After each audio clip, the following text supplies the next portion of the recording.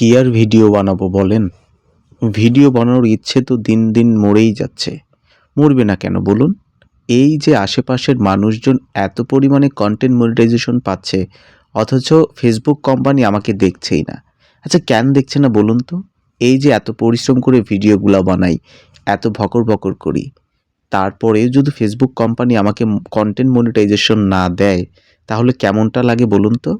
যখন আমি আসলে পেজ চালান শুরু করি, ঠিক তখন মানে ৩ থেকে ৪ মাস পরেই আমি ইনস্ট্রিম অ্যাডের একটা সুযোগ পাই। তখনই অ্যাপ্লাই করি। অ্যাপ্লাই করার পর জানতে পারি যে তারা ফেসবুক কোম্পানি মানে ফেসবুক কোম্পানি আপডেটের কাজ করছে।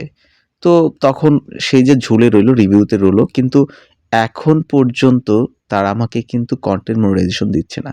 মন একদমই মরে যাচ্ছে। মাঝে, মাঝে মনে চায়, "ধুর তেরি আর ভিডিওই বানাবো না।" কিন্তু আমার যে প্রিয় ভালোবাসার বন্ধুগণেরা আছে, আমার যে প্রিয় ভালোবাসার মানুষেরা আছে, আমার যে প্রাণপ্রিয় বন্ধুগণেরা আছে, তাদের জন্য অন্তত হলেও আমাকে ভিডিও বানাতে হবে। আর এতে করে আমাকে কনটেন্ট মনিটাইজেশন দিক বা ইনস্ট্রিম অ্যাডের যে সুযোগটা সেটা দিক আর না দিক, আমাকে ভিডিও বানাতেই হবে। শুধুমাত্র আমার প্রিয় ভালোবাসার বন্ধুদের খাতিরে, তাদেরকে দেখানোর স্বার্থে, তাদেরকে আসলে একটা জায়গা সম্পর্কে জানানোর স্বার্থে আমি এই ভিডিওগুলো বানাচ্ছি। এখন আমাকে দিক আর না দিক। কিন্তু তারপরেও ইচ্ছে করে যে সবাই পাচ্ছে আমাকে কেন দিচ্ছে না? কিন্তু এতে তো আমার কোনো হাত নেই বা ফেসবুক কোম্পানির হাত আছে কিনা আমি জানি না। তবে আশা করছি যে আমি যে ভিডিওগুলা দিচ্ছি, এই ভিডিওগুলা অবশ্যই তারা জাস্টিফাই করবে। তারা জাস্টিফাই করে আমাকে কনটেন্ট মনিটাইজেশন দিবে।